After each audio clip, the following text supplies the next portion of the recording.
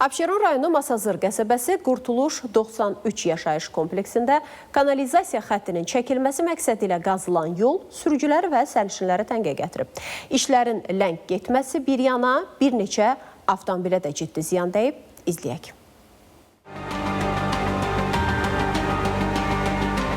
Bir aya yaxındır ki, kanalizasiya xətti üçün qazılan yolun üzəri torpaqla örtülsə də, yola asfaltın hələ də çəkilməməsi vəziyyəti qəlizləşdirir. Maşın xarab olub yolda qalan kim, ayağı çuxura yıxılıb suya düşən kim. Görüntülər Masazır qəsəbəsi Qurtuluş 93 kompleksindəndir. Sürücülər deyir ki, yollar onsuz da kələ-kötür idi. Qazıntıdan sonra daha da pis vəziyyətə düşüb. Bura ancaq niva lazımdır. Dünənki yağışda bax, orada sola dönən yer var.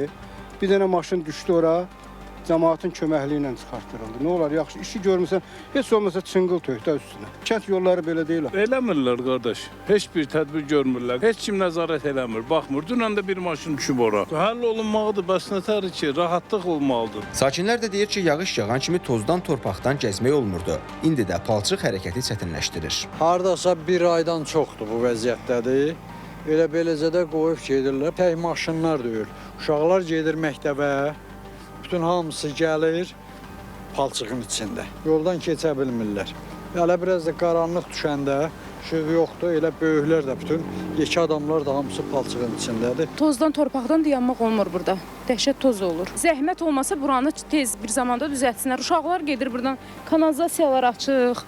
Olmaz axı belə. Məsələ ilə bağlı Qurtuluş 93 yaşayış kompleksindən bildirildi ki, ərazidə kanalizasiya xətti çəkilir. Amma bu işin icrası onlara aid deyil. Dövlət Su Ehtiyatları Agentliyindən isə deyildi ki, onların da qurumu ərazidə heç bir kanalizasiya xətti çəkmir. Bəs yaxşı, bu yolu kim bu vəziyyətə qoyub? Sualına nə qədər cavab axtarsaq da verən tapılmadı. Elşad Bayramoğlu, Rahil Bəhlulzadə, Əhməd Məmmədov, ATV Xəbər.